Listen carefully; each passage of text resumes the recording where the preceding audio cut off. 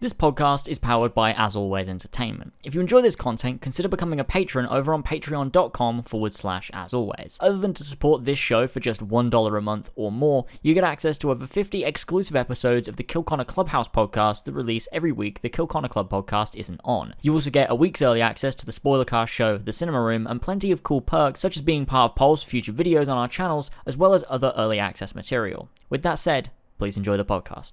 Hello everybody and welcome to another episode of the Cinema Room podcast, a spoilercast podcast where we talk about movies, video games, TV show seasons, break them down, discuss it in full spoilers. And today is the first Patreon poll decided movie for us to talk about on the Cinema Room podcast. We had someone bring up on Clubhouse, Tarantino. James, my co-host. Welcome, James. Hello, my friend. Hello. Yeah, hey, this is a weird intro, but we're getting there. As always, it's a weird intro. And we decided, since James had never seen a Tarantino film, that the poll would just be made up of Tarantino films that people decided, and they decided on Inglorious Basterds. So that's what we're talking about today in full spoilers. If you haven't watched it, go watch it. It's on Netflix, I'm pretty sure, everywhere. And then come back and have a listen, because it's a phenomenal film, in my opinion. I don't know what James thinks. I haven't talked to him about it, or I haven't mentioned it, so I'm excited to talk to James about his first Tarantino experience, because Tarantino films are very unique and unlike any other movie you're gonna watch. Very specific style. So I'm been real giddy actually to find out what you thought. So great. First of all, we have to thank the sweet vintage lads that helped make this podcast happen over at patreon.com/asalways. This podcast wouldn't exist without them. It wouldn't exist at all. That's why we have 3 podcasts, because Patreon is so amazing. Of course, to our producers, Seth, King Richard III, and Josh Devillier, we appreciate you greatly for helping make this show happen. And to thank a few of you, sweet vintage lads, for helping power this podcast. Again, we have Seth, King Richard III. We have Ballsack47, Josh Devillier, Damian, Billy the Team Tynamite Captain Robertson, Tman Travis, Casey Wood, Tony the Tarbiters, Pasty, Denis, Adam Sundling, Alfie Rowsell, Smexy Dork, Lumistrad, Mario 5380, Viridian, Arun Wynn, Ollie The Dane, Brendan BQ Overlord, Ravjai, Julie, Prudhvi Muvva, Oscar, Benedict Parker Returns, James and Lad, Connor Durose Bully in the Alley, Gene, Son of a Bitch Ogeaidogo, Goddammit Glenn, Furious Coco, the ACMJS, Delta R Rodriguez, Kyle, S. Jaws, Kyle Marvel, Marcus Blackburn, Emil Katborg, Joshua Mora, David Bindus, Slater as a Grub, Bo Damon, Lamp, Yazen, Joe the Sexy Boi Smith, Elstico91, H-Parts12 I Got Lumbago, The Real Jaw Raptor, Alfie Rodbert, Brian Ford, Shields, Big Man Assassin, Fishy, Andrew Martinez, and Pink Flame 313. Thank you, sweet vintage lads, for helping power this podcast. Now, James. Yeah. Your first Tarantino experience, Inglorious Basterds. Did you like it? Like, I want to know, what are your thoughts on the movie overall? Yeah, I did. I did like it. Actually, I loved it. I thought it was bloody great. I think at first it takes a bit to get into, I think. Because like the way he did it is so different than what you'd expect from other movies. And so, but once you're in it and you get like what the tone of this movie, the vibe of the movie, then I think you're in it properly. And you're like, okay, this is great. I really like this. There was so many different ways it was great. And obviously we'll get into it as we break it down properly. But just as, an overall thoughts on it, I thought it was great. I enjoyed it all the way through. It was a long movie, but it didn't feel like a long movie. It felt pretty short actually, which was strange. I think that's probably because it was so great to watch, and it was done so well. And so yeah, it was great, and I'm looking forward to watching more of his movies because I really like the style of it and everything. Yeah, I think it's interesting you mentioned that it's feels short, even though it's like a 2.5 hour movie, and it's because I love the way Tarantino does his films, which is, it's very simple the way he does sets, where he's a scene. Scene's not the right word. He's a sequence director. Like, he does long sequences in one set. So there's only like, in terms of locations, there's 7 locations in the whole movie, probably, and that's it. You have the theater, you have the opening scene in the house in the countryside, you have a scene on a battlefield where the Inglorious Basterds are scalping Nazis, you have a restaurant, and You have, outside the cinema, but that's still the cinema. Like, you don't have a lot of different sets. And he does this in Reservoir Dogs, where the movie's pretty much in one place the entire time, other than the opening scenes in a diner. And then the rest of the movie's pretty much in one place, the whole movie. But it makes, because he does long scenes and long sequences that are very tense and very powerful. They feel like they go quick, but they're actually quite long. I guess to start with, the opening scene, I love Tarantino movies for his opening scenes. I think he's the greatest filmmaker at doing openings, because my favorite's Reservoir Dogs, where he does that, because it's incredible. You learn everything about this massive cast of characters you need to know, based on them arguing about why or how you should tip waitresses. It has nothing to do with the plot or the movie, but you learn everything you need to know about all the characters for it. And it's a hilarious scene. It's amazing. In Inglorious Basterds, you have this scene that feels pretty quick, but it's 20 minutes long. And it's a scene with Hans, the Jew hunter Nazi, who is searching this French man's house looking for Jews, this family that is not accounted for, and he suspects them for hiding them. It sets up later with characters that are in the movie, which is what he's great at doing, but it doesn't actually have direct consequences to the plot. The movie is about this this movie premiere where the Inglorious Basterds and this cinema owner want to burn down and kill Hitler and all the high-ranking Nazis because they'll all be in this one place at one time. And that's really what the movie's about, coming to that event. But the opening scene is this Hans, the Jew hunter, searching for these Jews hiding out. It is one of my favorite scenes. It's my favorite scene in the movie, and it's one of the best opening scenes of any movie, I think. Like, what did you think of that opening? Because you said it takes a long time to get into, so I was surprised you said that, because I thought that opening scene is so tense. And the performance that's done by Christoph Waltz is so fucking good as Hans. It's amazing. But I want to know what you thought of the opening scene. I think the thing with... Because, I mean, I already knew this about Tarantino movies, and it's, prevalent in this one, is... His movies are very over the top. There's a comedic element to them. But that opening scene is not at all, really. Like, the point is to be... it's pretty heavy, and it's, the tension is done so fucking well. Like, it was a brilliant scene. But when I meant, like, it takes a bit to get into, I think is after that scene, once it really, you meet the, some of these main characters and stuff, everything's like very sort of erratic and silly in places. And once you get into that, you're like, okay, I get this movie. I like it. Whereas the opening is, I think, a bit more what you'd probably expect from most sort of Hollywood movies, is that sort of dramatic, like sort of tense, sort of way of doing it. Although he does it very fucking well. I love the opening scene. I think it was brilliant. And like you said, it's like 20 minutes or whatever, but it doesn't feel like that at all. And it's done so well. I love the way that he doesn't, like, there's not a lot of different shots. The camera moves around a lot in one shot, and it will like stay on people for quite a while as well. Which is great. I think it's different from a lot of other movies, and I think it helped build the tension as well. But that opening scene was really well. It did sort of like reel me in right away, and it was great. That was something with this movie that I really fucking appreciated. Is it's not like other movies. There's so much in it that I'm like, this is just a great movie. Like the way that it's made and written and all of these different elements, it's like there's a lot of care that's gone into it, and like that, it feels like it was made out of sort of like a passion for filmmaking, whereas you don't get that a lot these days with these big budget movies that come out in cinemas. And that was something that I really appreciated and noticed throughout the movie. Yeah, 100%. Tarantino, like, I could sit and talk about this opening scene for 2 hours, to be honest. Like, there's so much that it does. The biggest thing in terms of plot is, and you'll find with Tarantino films, James, is they're overly violent, like... Oh, yeah, 100%. Over-the-top violent. Tarantino loves mental violence.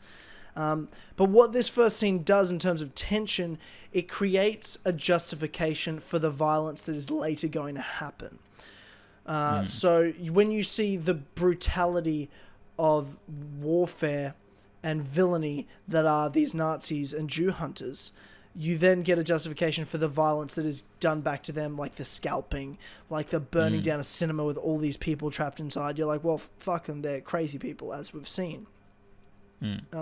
So there's that kind of justification for the violence, and it sets up this integral conflict between, well, not really specifically the characters of Hans and Shoshana, but who's the Jewish girl that escapes, but Shoshana and the Nazis, or just the you know, it just sets up that there's going to be that conflict at the end, right? And there's so many then layers in it in terms of character that breaks down. Like this is my favorite scene in the movie, and one of our Patreon questions from Estrels was, what was your favorite scene from the film? So for me, it was that. I'm not sure what yours is, if you want to bring that up now or when we get to it. But one of the other questions, I'm pretty sure, was what's our favorite shot of the film. King Richard III asks also what, he has another question we'll get to later, but he says, what is the best shot in the film? My favorite shot of the whole movie is in this scene when at first you're set up, like this scene is set up so good, right? So you have this strong, manly French dude, right, at his farm, and what's he doing? He's axing a tree, like he's carving out a tree, and he looks like a strong man with, you know, he looks like the hero, and the Nazis come by to visit, and he prepares himself, and you know that he's going to be fine, and he just has this stern look on his face, like he can deal with this shit, he's got it, and he'll just answer these questions and get these guys out of here, no problem. And that's what you kind of led to believe with this scene. Now, what's amazing about it is how it's a scene all about Hans, this Jew hunter, who mentally breaks down people because he's a people reader. He knows people, and he doesn't know what's going to happen here. Like, he doesn't know for sure these Jews are here. So what he does is he spends his time poking, mentally prodding at this guy. And then starts breaking him down, and judging by his reactions, he can start maneuvering the conversation. And it's just masterful the way that character sort of works. And he just kind of prods things and prods things and prods things. Like asking for the hospitality, asking for a cup of milk because it's a cow farm, I guess. And then there's a shot, and this is the moment Hans knew he got him, and the audience is led to believe that, I'm like, okay, this is not going to end well. Was he starts to bring up and talk about this Jewish family, and he asks this French guy, he goes, oh, what are the names of this family? Do you know? You obviously know them, and he tells him. And then there's a shot from the table where he's talking about him. He says he thinks the rumors that he heard they ran off. And the camera sits on them for a while, over the shoulder now of the French dude, whose name I don't know. And then it just slowly pans downwards, and it goes under the floorboards where you see this Jewish family covering their mouths so they don't make noise and shit.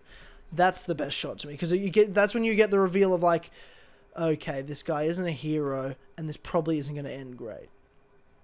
You know what I mean? Like, it changes the whole spectacle of this scene totally around.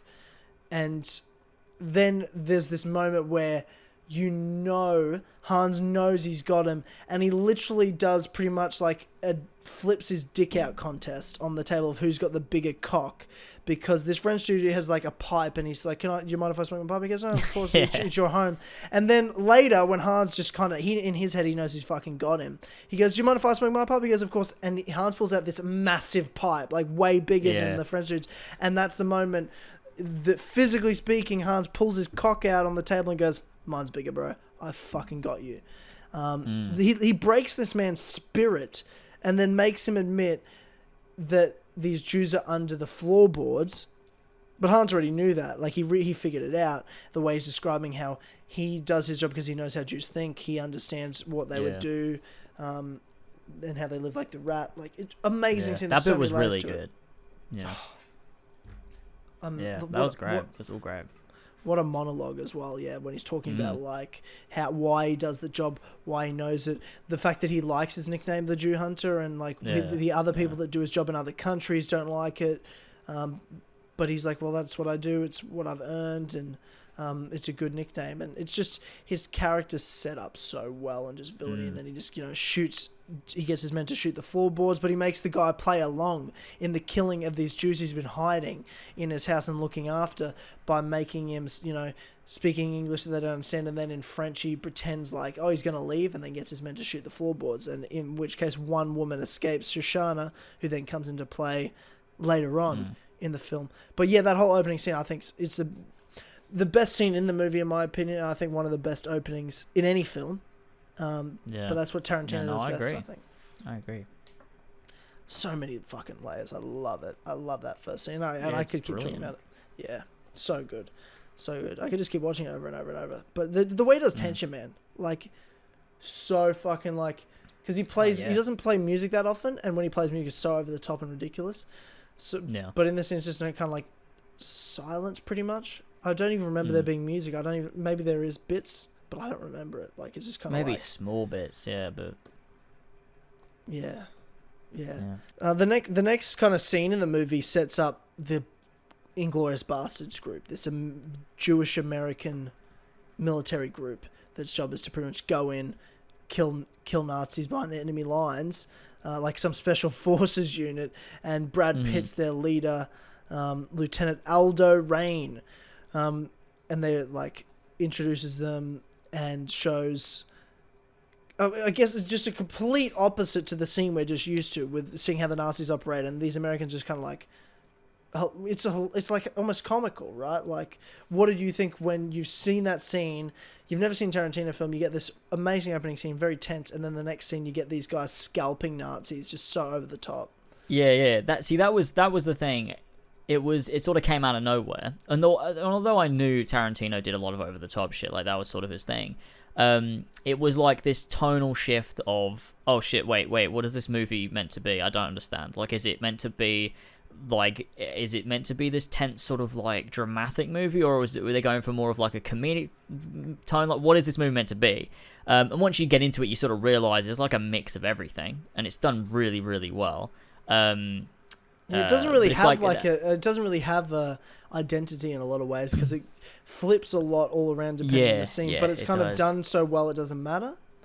Yeah, it's almost like this world is it's such a strange world. Like, it's not like the real world, but the way it's done, you sort of believe that it is. Like, you sort of get immersed in this weird, not real portrayal of World War II. Well, it's like I tell you a story of what really happened, and it's kind of boring, and you're like, that's cool, but let's change that and say this happened because that's way better. That's kind of what it is with real history. Like, Tarantino seen real history is like, yeah, I don't really like that Hitler dies in a bunker and kills himself. Very anticlimactic. Let's change it to there's a set where they're watching a big premiere of a movie and there's a big plan surrounding it. You know what I mean? Like, it's just using film to change history on what you want to tell. That's what you want to tell in a great way. Yeah, I loved it. I loved the tone. I loved like the whole thing. It was so different. Like, it wasn't like a movie I'd seen before, but I loved it for that. I thought it was great. And in that scene as well, like, it starts to get comical because all of a sudden they starts, Brad Pitt's doing his speech, and introducing their group pretty much, and doing a big motivational speech, and you're kind of like, what the fuck is this?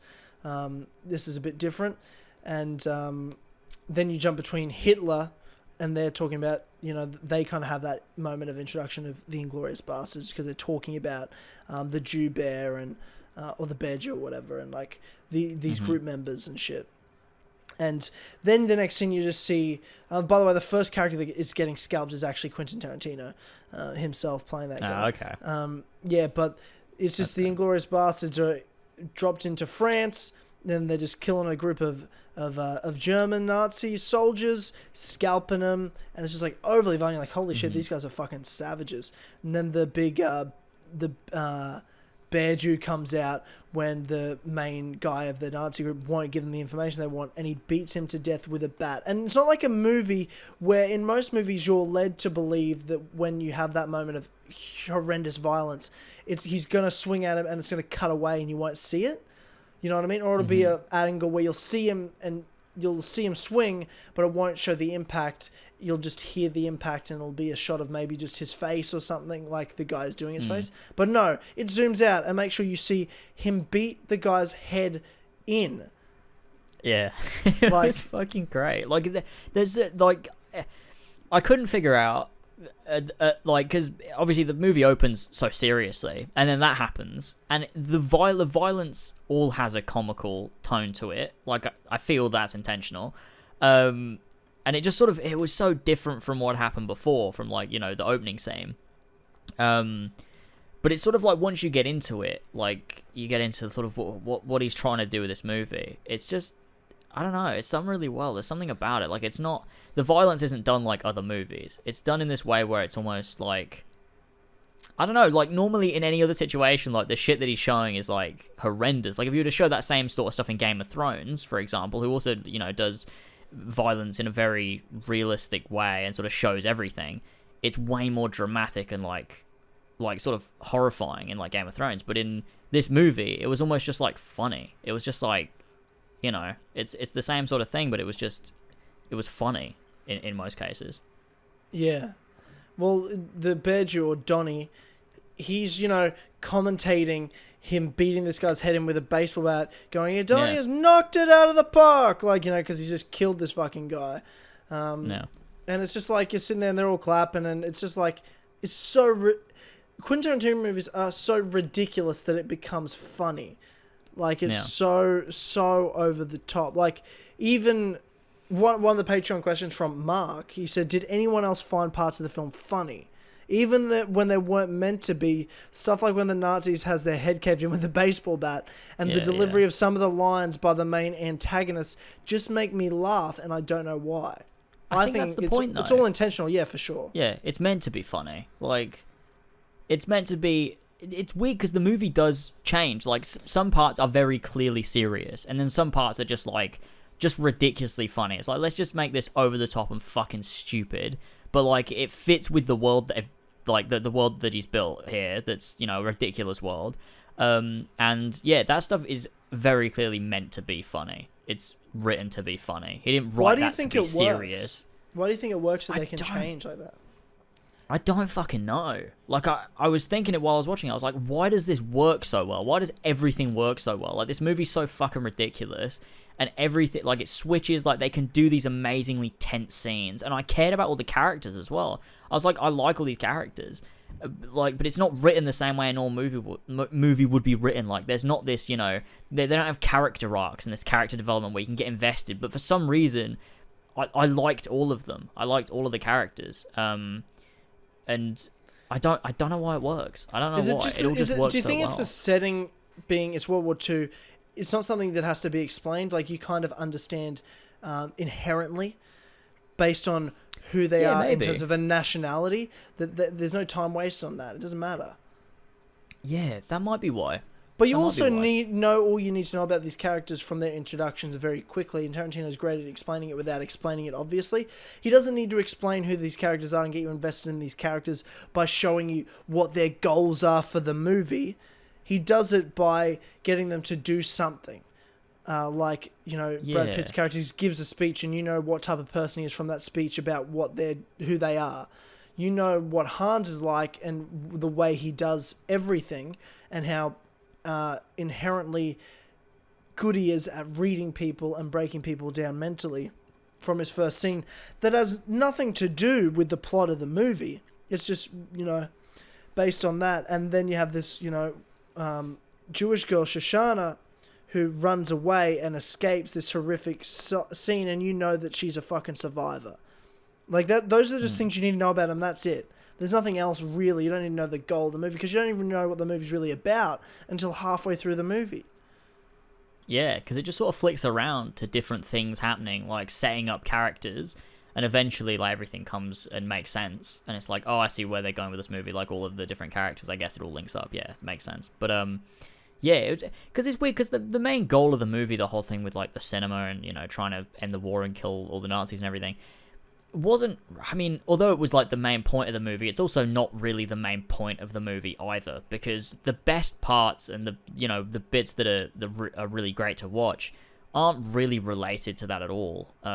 You know, they do a lot of stuff with setting up characters, and having them interact with each other and interact with other characters, and have like a lot of moments with really well done tension, like the scene in the bar and all that stuff. And a lot of that was great. Like that, like it's not like a normal movie where you're watching because you know there's a beginning, a middle, and an end, and you're watching for that story. It's almost more for the characters and their interactions, and then there's that story that also happens as well. But the story is really there so that you can get the characters in certain places, I feel like, because I was never watching to see, oh, I wonder if, you know, they succeed with their mission and do this. That was never really, because you don't know that's what they're doing until midway through the movie. That's not really why I was watching it. Although I guess by the end you sort of are, because that's the main point. But like for the movie, that's not really the point. I don't think, is to watch for that main story arc, like you would do in other films. Yeah, I guess so, but well, I guess you're right in the sense of, yeah, it's character driven, and it's just that moment of convergence of all the characters is this cinema at the end. Mm-hmm. But there's also no like sense of, well, this main character has to win and survive, right? Like, there's no sense of, like, they're the hero. They, like, pretty much everyone dies. And there's no real, like, moment. Like, for example, one of the next, we'll come back to the sort of Shoshana, Private Zola plot line of their, like, relationship, you know, that set up at the cinema. Especially that restaurant scene. It's probably my other favorite scene in the movie. But we get to this bar scene, right, where the Inglorious Bastards are, you know, going undercover, and they go into this bar to meet this British informant, this German actress. And in that scene, like, you think they're going to get the information they need and kind of move on, but no, they all pretty much die in that scene. Like, everyone in that scene dies. Do you know what? That might be my favourite scene, actually. I really like that scene. I think so, yeah. It was also, like, that scene is really long. It felt really long as well, but I liked it a lot. It was great, and there was something about it, like, not a lot of this movie is actually in English. It's all in, you know, German or French. But isn't it like you're saying, like, you love these scenes so much? Is it because the dialogue's so well written? Yeah, and even in different languages, it's so well done. Right? That's like, the thing. Smart. Like, it was. I never felt it was weird. Like, sometimes when you're reading subtitles normally, you realize, like, I don't know, it almost felt like everyone was speaking English. I don't know whether that was because the dialogue was done so well and I was so, like, you know, immersed in this movie that reading the subtitles, it almost felt like, I don't know, it was weird. It felt like the actors were these characters that were speaking these languages, and I felt like the performances were done so well, and the dialogue was done so well that it felt like they were real people speaking it. They didn't need to be speaking English for me to completely understand what they were saying, how they were saying it. You know, they weren't just saying things in a foreign language because they were foreign and they needed to fit in. Like, everything felt right, and I liked that. Depending on, like, the main, like, whoever was in the scene, or, like, the main dialogue that was being said, like, the subtitles would be in that language, and then they would leave subtitles out for the other languages, which worked well. And yeah, it was just, and a lot of the comedy as well was based on the difference in language, but also not just that, they used the difference in language for comedy as well. Sometimes it was just a lot of layers to things, and I think that bar scene was done so well. I loved the tension, and I loved everyone's performances, and I think it was great. It was really good to watch. What was it that stood out to you in that scene, like, is, like, the best parts? Oh gosh, I loved, because clearly, so when that he's another Nazi officer, right, comes over to their table and he's, like, sitting with them because he sort of realizes, like, something's off here and he's trying to catch him out.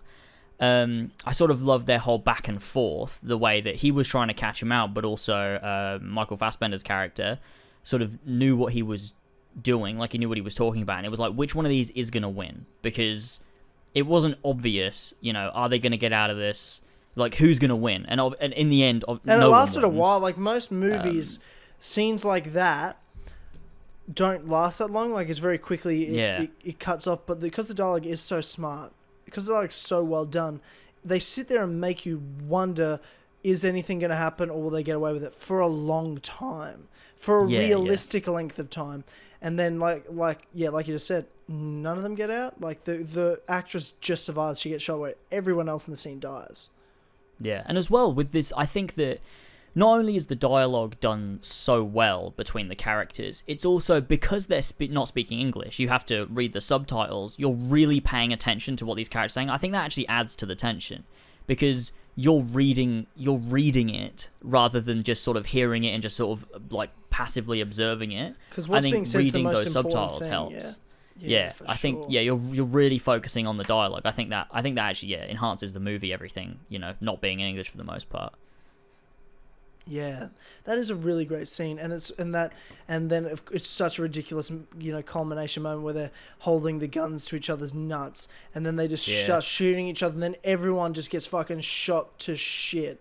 In like within 2 seconds, everyone's just pulling out guns, shooting each other like fucking crazy. Yeah, it's so over the top and ridiculous. And then they're straight back, like, that's the thing, because that moment was so tense. And then straight away, everyone's fucking shooting each other. It's ridiculous, like, over-the-top violence. And then straight away after that, they're back to tension again, because they build up that tension with a different character that was in the scene before, that's the only person surviving, trying to, talk to the, what's his name, Brad Pitt's character. Aldo. Aldo Rain, yeah. Yeah, who's at the top of the stairs talking down to him, and they're sort of trying to talk to each other, and then they immediately build up the tension again, but with another character that was in the scene before, that also in the scene before was, just sort of like he wasn't an important character in the scene before, he was just sort of like some drunk idiot that was, annoying the main characters or whatever. You build up that tension again, but they'd already established before, this is a guy who has a kid, and has just had a kid, and he's got a wife and everything, and you actually sort of feel like that tension again for him, because although he's a Nazi soldier, you sort of have that tension of, I kind of don't want him to die because he's a person, and you sort of have that sympathy there. And I don't know, it's just done so well, like the way it just flicks instantly from tension to ridiculous, dramatic, over the top violence, again straight away to tension, without having to even really build that up. Like, it sort of just happens instantly. And I don't know, it's just done great. Yeah, and I think, I don't know, like, it's... every one of these scenes, like I said with that first scene, every one of these scenes I could sit and talk about for, I swear, for like 2 hours each. It's masterful, man. He really Tarantino's, he's a fucking master, man. And I guess I want to get on to... with the... the previous section before the bar one was we start to get introduced to Shoshana, and we get and we realize, okay, this Jewish girl that survived is actually important, and she's gone into hiding, and she's running a cinema now. And then we get introduced to Private Zola, who's a German soldier marksman who killed 300 people in Italy, and a movie's being made about him, and he played himself in the movie. And he is in love with Shoshana, or attracted to her. Or, I mean, it only takes 6 days. So no one will get that reference. Only Sweet Vintage Lads will get that reference. So Zola meets Shoshana. He keeps hitting on her. She keeps saying, no, obviously, not interested, you're a German. And then you start realizing, who he is, that every German soldier is going up to him like, oh, wow, you're amazing, blah, blah, blah. Then she gets kind of taken by, while she's putting up signs and changing the signs to this at the front of the cinema, these German soldiers come and collect her, and you're like, oh shit, they know she's the Jew, she's fucked, and they take her, and she gets taken to this fancy dinner with all these head Nazi officers, because Zola has invited her, and he goes, oh, I didn't think you'd accept my invitation. And it's like, and she goes, invitation? She was just like forcefully brought by these Nazi officers that she had to come. And she sits at this table with the head of propaganda for the Nazis. And then Hans, who just killed a whole family the other day, walks in, and it's to me this is my second favorite scene, just because I thought Hans is the best character, and I love the way his character's done, and his dialogue's so fucking amazing. He comes in and starts picking at her brain, and because his thing is because he's running the security for this premiere, because they're talking about using her cinema for this premiere for this movie. He wants to talk to the owner of the cinema to make sure that I guess that things are safe, in his words. And then he has a one-on-one chat at this restaurant table with this Jewish girl who's in disguise, that's family he just killed, and she knows who he is, but he doesn't, or maybe he does. One of the topics from King Richard III, he asked, do you think Hans Lands knew that Emmanuel was Shoshana during the restaurant scene? Like, what did you think was going on there? There's a lot to break down in that scene. Did he know? Part of me wants to say, just based, like, sort of logically, is that he didn't know, because if he knew, then surely he would have done something about it. But also, I feel like maybe he did know, he just didn't do anything about it. Because there's little things there. Like, I mean, like, he orders the milk. Whether he always drinks milk for or her, not. not for him. He didn't drink milk. He had a tea or a coffee. He ordered milk for her. Okay. That was what it's like, shit. Yeah, I think he knew. He must have, surely. Yeah, look, my idea with it is I don't think Hans, he doesn't do anything without being sure. I don't think he thought she was Shoshana. I think he had suspicions of her. So what he did was he prodded. He does what he does. Yeah. He prods people. And all he was doing was playing games. He was prodding her. So he ordered the milk for her. I think that was a ploy as well, to see what her reaction would be. He orders 2 strudels and saying they're not that bad. And then he gets he goes, wait for the cream. Like, he's taking control. Everything he does is he's in control of the situation. He controls the dialogue. He'll ask the questions. If she's not answering, or she halfway gets through an answer, he always pushes her along. Oh, he goes, please continue. Or he'll stop it when he wants to be stopped, because he wants to order some food or something, or he wants to put sugar in his coffee. And they go to eat the strudel, and he goes, no, you got to wait for the cream. Then they do these real close-up shots of, like, the scooping of the cream on the strudel and shit. And then at the end, he pulls out the cigarette and he puts it out in the cream when he's done with the conversation. Like, there's just all those, like, weird symbolic things that are just like him being in control of everything and having understanding of situations. And that's what I really loved about that scene was, he was just playing with her. He was in full control. He did whatever he wanted. He just ran around her with it. And she did well in terms of, like, hiding her reactions and stuff. But ultimately, he just mentally destroyed her in that scene. Yeah. Well, you see that after she leaves, and she just, like, starts crying. Yeah. And he seems like such a charming fellow. You know what I mean? Like, the way he talks is so such a gentleman, so nice. But he's just like the most intimidating guy. That everything he does has a purpose. Yeah. He's a really good character, and the performance was really good as well. That scene was done well. I mean, to answer the question, did he know or not? Like you said, I don't think he knew specifically who she was, but he was trying to see if there was anything more there. But I mean, in the end, nothing came of it. Yeah, certainly there were suspicions. Yeah. But I think he'd seen enough that he was just like, no, I think she's alright. But I think he loves and enjoys really getting in people's heads. So he's like, look, if we're having the premiere at your cinema, that's cool, but just because you're in the cinema doesn't mean you're in control. I'm in control. I'm in your head now. I'm now in your head. So all he wanted to do is get in this person's head, so he's in control of every situation he's in. That's what he does. That's how he does things. That's how he operates. He gets in the heads to get what he wants, because he always wants to be in control. He doesn't, and we find out later, he doesn't have allegiances at all. It doesn't matter. He just wants to be in control. Yeah. So I guess the next major scene after, because next is the bar scene, But then it kind of sets up to this premiere, which is the last 45 minutes of the movie, I think. 50 minutes of the movie is the premiere of this film. And there's all these combinations of these storylines. The Inglorious Basterds there, in disguises, and they're going to kill these Nazi operatives. That's their mission. A couple of them are being guests of the German actress as she survived. You've got Hitler and his main operatives and heads, ministers of propaganda is there, like all those people are there. Hans is there as security, and then you've got Shoshana, who is running the projector, and he, told her that, we're having a Negro running the projector, like you usually do at your cinema, you're going to do it. She's planning on burning it down with everyone inside, so they all die. And you've got, what's his name, Zola, the private that the movie's about, he's just sort of there as well. So all the characters are culminating in this one big moment, but there's a lot of different things that go on even beforehand with Hans and this German actress and stuff. Like, there's so much that kind of happens.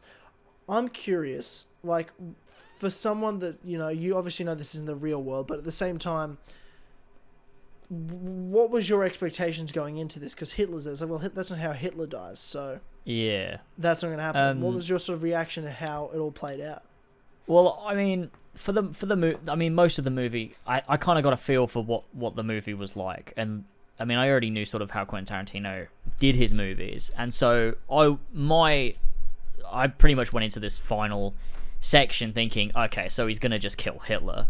Like, that's what I thought was gonna happen. I was like, it would be weird if after all of this, he just goes, oh no, Hitler didn't die then really in history, so we can't do it. I was like, nah, he's gonna do it. They'll make it ridiculous and they'll kill Hitler in some way.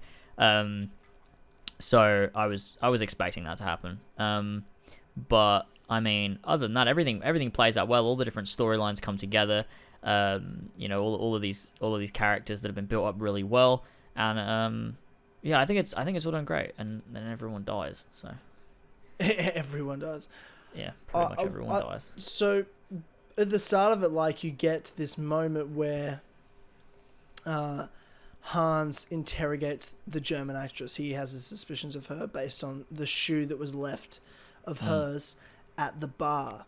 So he starts talking to her, and then she was injured, and she said she was hiking, and he starts laughing. He has this weird, ridiculous laugh. He's like crying, laughing. Yeah.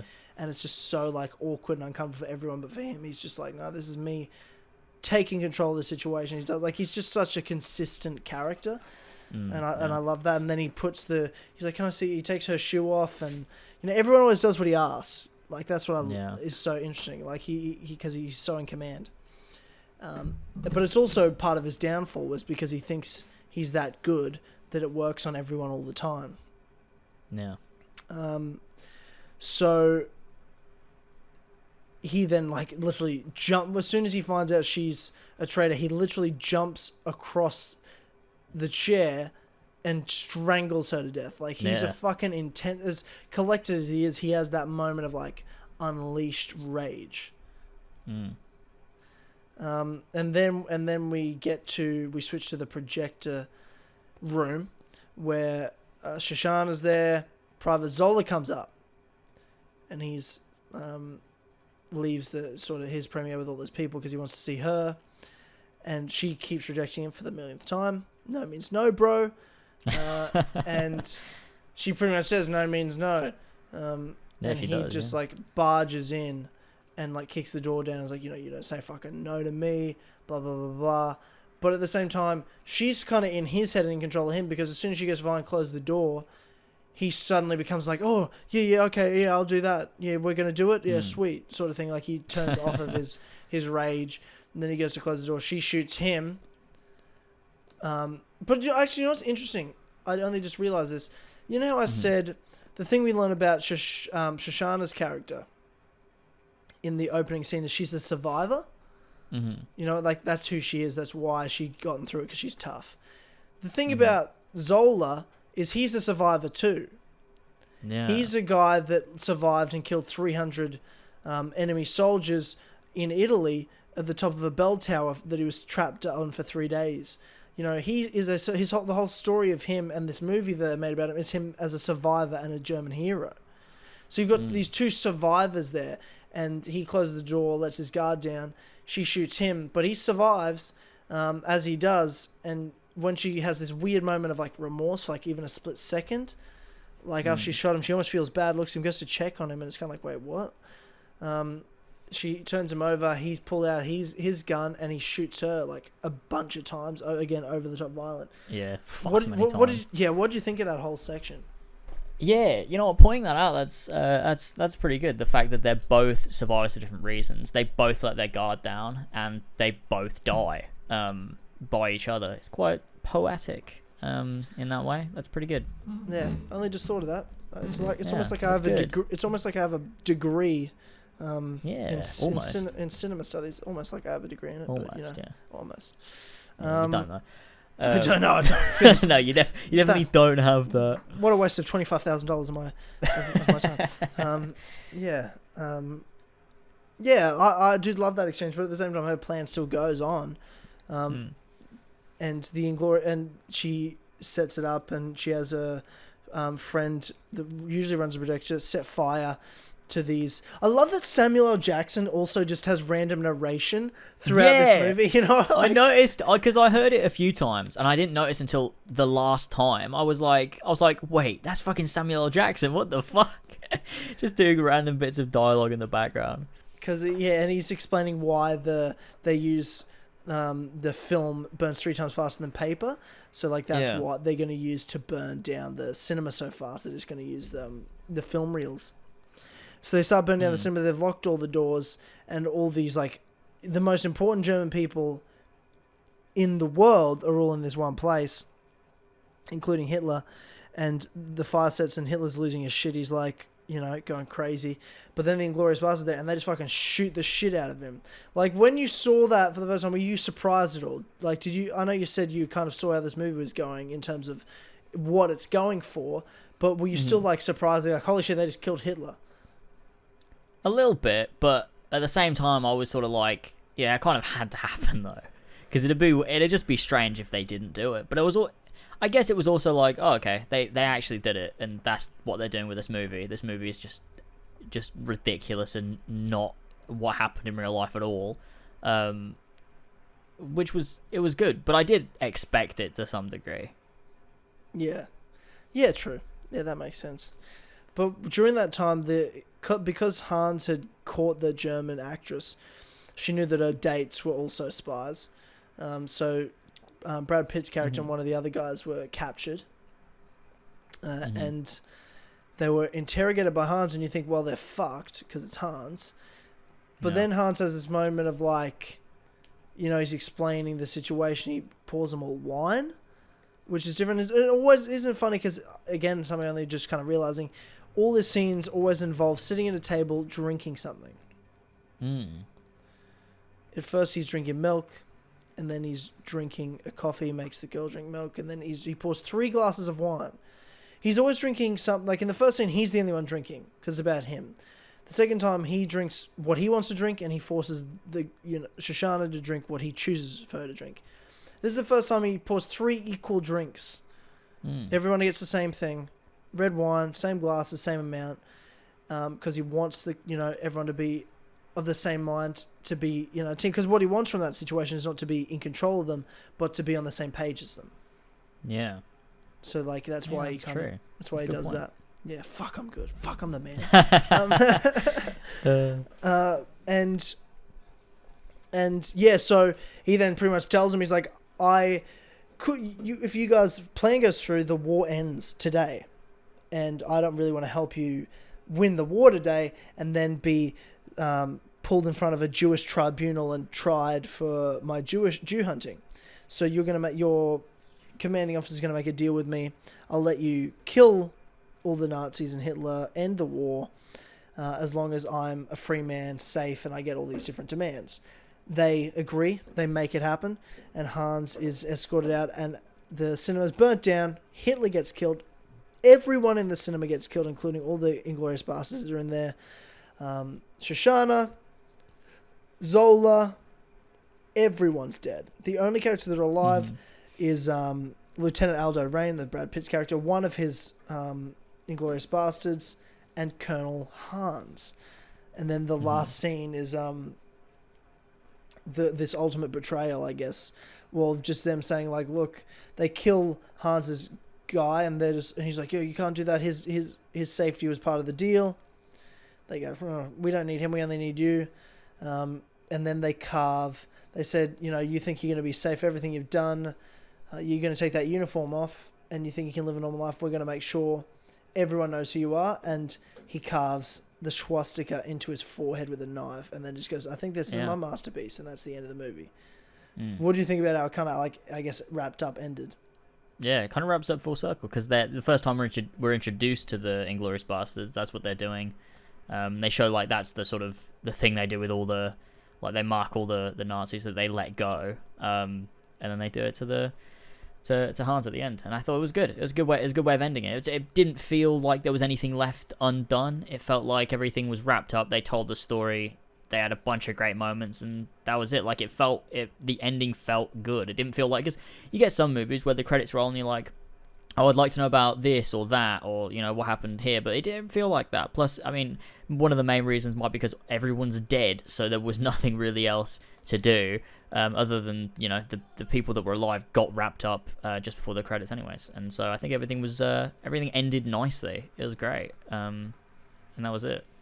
What do you think of Aldo Rain's character, I guess? Because he was an interesting one. He was very, in a lot of ways, the most different character to everyone, because he was just like, he was dealing with these French people, these German people, even the English people, and he was just like doing his own thing, talking his talk. Like, I really, really liked his character personally. Yeah, he's a pretty good character. He's like he's like a stereotypical, American, like, army leader guy, but sort of exaggerated a little bit. I liked him. I thought he was a good character. He wasn't my favorite character, but I thought he was a really good character. I mean, all the characters are really good characters. I liked all of them. They were all really great, really well written. They were all individual, and memorable. So, yeah. Yeah, for sure. Well, I can speak, me good with English. So one of our other Patreon questions was from Lewis the Gamer McLean, which is, who do you guys think delivers the best performance in the film, since we're talking about that? He said, personally, I think it's Christopher Waltz who plays Hans, but the performances are great all round. They are. I agree. I thought everyone did an amazing job in this movie. What's the best performance? Who's your favorite character? Yeah, I might agree. I think Hans probably, because I mean he has the most scenes. I think. I think so too. Christoph Waltz. Yeah, every scene that he's in is great to watch. I mean, every scene's great to watch, but like every scene with him in is, there's the tension's already done well. His performance is great. Yeah, I think he performs the character so well. Like really convincing, and great stuff. I mean, a lot of that is down to also the writing as well, but his performance was really, really good. So was everybody's though. Yeah, I agree. Christoph Waltz, I thought, had the best performance. I thought Hans is the best character of the movie. I just love, but he's my favorite character from that first scene was so good to me. It's so good. I just from watching it, because I just love that how tense he made you feel, how powerful dialogue can be. You know what I mean? Like, to have a strong character, he didn't do anything. Like, he didn't kill anyone. He didn't pull a trigger on a single gun the whole movie. He killed one person with his bare hands, but he didn't pull a gun out. You know what I mean? Like, that wasn't how he did things. It was mental warfare for him. And I really, really liked that about him. And it wasn't until, I guess, at the end, I don't think he let his guard down at all. I think he just overestimated how good he was. Yeah. That's what I think, Yeah, that makes sense. Yeah, I really liked him. I thought it was, like this whole movie is very dialogue focused, which I really liked, and it's all done so well. It doesn't fall back. I mean, there's a lot of like violence and stuff like that, but it doesn't fall back on that necessarily. The sort of is there as Tarantino style to complement all of the dialogue and stuff like that. I think it all fits together so well. It was such an interesting style of movie that I've never seen before. And I think it was great. I'm surprised it's taken me so long to watch any of his movies, because it was really fucking good. Yeah. So I look forward to watching more of his movies in the future. Yeah, I was gonna say, so your first Tarantino experience. Obviously, I'm really glad you loved it. Mm. So what's next for you in terms of Tarantino films? What are you thinking? I think Reservoir Dogs should be your next one because I'm pretty sure that's his first movie. That was his first one that got him big, and then he did Pulp Fiction that blew him up. Yeah, I mean, I'll watch. Yeah, I mean, order. I don't know. I'll probably watch all of his movies. You know, I'll Google which are the best to watch and just watch them all because I like this one. So the only major ones I haven't seen is Kill Bill 1 and 2. I never watched any of the Kill Bills. So, and I only watched bits of The Hateful Eight, which was his most recent one. And there's just scenes of there's just moments with Tarantino movies. I'm like, oh, well, he's so fucked up. He's such a like the way he does violence and the way his brain works. I'm like, he's such a fucked up guy. And like every time I'm like, oh, it's alright, I love it, it's fine, because he makes such great movies. But then there's a scene in The Hateful Eight, man. I'm like, oh, I can't do this. Whose mind is that fucked that thinks of this shit? That Tarantino, it's so fucked up. And if you've seen The Hateful Eight, you know exactly the scene I'm talking about. I'm gonna have to watch that. Fucked. But yeah, like Tarantino, he's a masterful director. He has his own style in all his films. There's no one that makes films like him. And, he's one of the few filmmakers that still exist where you see the movie because it's a Tarantino film, not because, I'm really interested to see this movie about World War II with, the Brad Pitt and blah, blah, blah, blah. Yeah. No, you see you see it because it's a Tarantino film. Like you see a Martin Scorsese film, like you see a Christopher Nolan film. There's less than a handful of directors today where you see a movie because of who directed it, because of who the filmmaker is. It just doesn't happen anymore. Yeah, it's not money. So, it's a special thing with a special style, and I think Tarantino's an absolute master filmmaker, even though I think he's absolutely fucked as a human being. Definitely fucked, but I love him. I've watched, in the past, I've seen some interviews from him, and he's a very interesting person. Things he has to say and talk about, very interesting guy. But yeah, definitely fucked. Definitely very fucked. Yeah, 100%. 100%. Is there anything else you want to talk about with Inglorious Basterds? Oh gosh, don't think so. I think that's it. I think we covered everything nicely there in that almost an hour-long podcast. Pretty good. Yeah, pretty good. Went through the whole movie. I'm happy with it. Yeah. I love Tarantino. Love his films. Love how simple he does things, yet how much he feel like he does. There's probably 7 scenes in this movie, but in each they're so fruitful. Every scene's so fruitful with so many layers to it. Spend hours breaking it down. Like there's just things I realize as we're talking, but there's so much more stuff. The more I watch it, the deeper you can go. But yeah, for a 1 hour podcast, I think we kind of managed to fit a lot in. It's good. Yeah. Beautiful. I think so too. Great. Good stuff. All right, cool. All right, well, thanks everyone for listening to this episode of The Cinema Room. Episode 4, is it? Yeah. Yes, episode it is. 4. We'll see you. What day does this go out? This went out. Kill Connor Club came out. If you haven't seen that, go and listen to the Kill Connor Club that came out today. If you're listening to this on Patreon, if you're listening to this on YouTube, then go and become a fucking what is this? This everything's so out of sync. If you're listening to this on YouTube or Spotify, SoundCloud, whatever, when it comes out to the public, go head over to patreon.com/ as always now if you want more of this to get access to the newest episode of Kill Connor Clubhouse, which also came out today as well. If you're listening on YouTube, if you're listening on Patreon, obviously it didn't, but that's okay. Thank you so much, everybody. Yeah. And the next episode of The Cinema Room will be Captain Marvel. So episode 5 will be Captain Marvel. So that's your job, is to go and see Captain Marvel when it comes out in the first week or whatever. Yeah, good. We're going to be doing that with Brett. Yeah, that's the plan. We'll try to do it with Uber Central Brett or Marvel Central Ron. Maybe whichever one's available. We can't do both. We'll do one of them. We'll see what happens. Yeah, we'll try our best. All right. Yeah. Well, thanks everyone for joining us. We'll see you for the next episode of Cinema Room in it'll come out, a Sunday. It'll happen. 2 weeks, maybe a week. Depends where you're listening to this. I'm not doing this anymore. Yeah. Cool. Okay, thanks everybody so much for listening. To thank a few of you sweet vintage lads we have supporting us here on patreon.com/as always.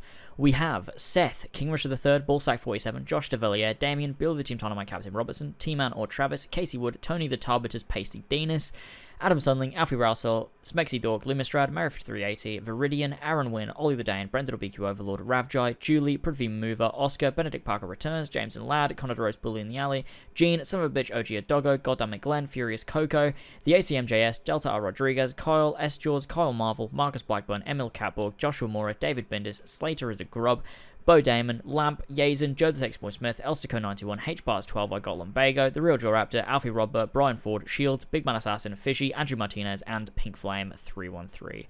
Thank you all so much for your continued support. If you're not already pledging to patreon.com/as always, just $1, you can get access to the Kill Connor Clubhouse podcast. Every week the Kill Connor Club isn't on, as well as a week's early access to the Cinema Room podcast. So if you enjoyed this one, you made it through it, and you want, a week's early access to these, then come and join us over on Patreon. It's just $1 or more, depending on how much you want to give and what rewards you would like. Come help us out. Our goal is 250 by the end of the year. And we're growing fast. So thanks everybody for your continued support. And that's it, I think. Beautiful. Another podcast in the books, James. Another one. Only 4 of these I've ever done. I haven't done any more than 4. Definitely haven't done 1,000 podcasts. Man, we're pumping this shit out like absolute monsters. I love it. Oh yeah, it's the year of as always. It's gonna be brilliant. It's gonna be fantastic. So and in a couple of years there'll be an as always studio, and we'll be doing these every single week. A Cinema Room every week, a Clubhouse every week, a Kill Connor Club every week. It's gonna be amazing, James. It's gonna be so many. It's gonna be so much amazing content. But that can only happen if you support us over on patreon.com. As always. Help us make our dream a reality. He did it again.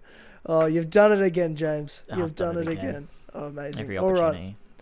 All right, everybody. Thank you so much for listening. And we will see you next time. Goodbye. Oh, that was delayed. But thanks. Sorry, I was taking a drink. Okay. Yeah, that's right. Bye. Bye.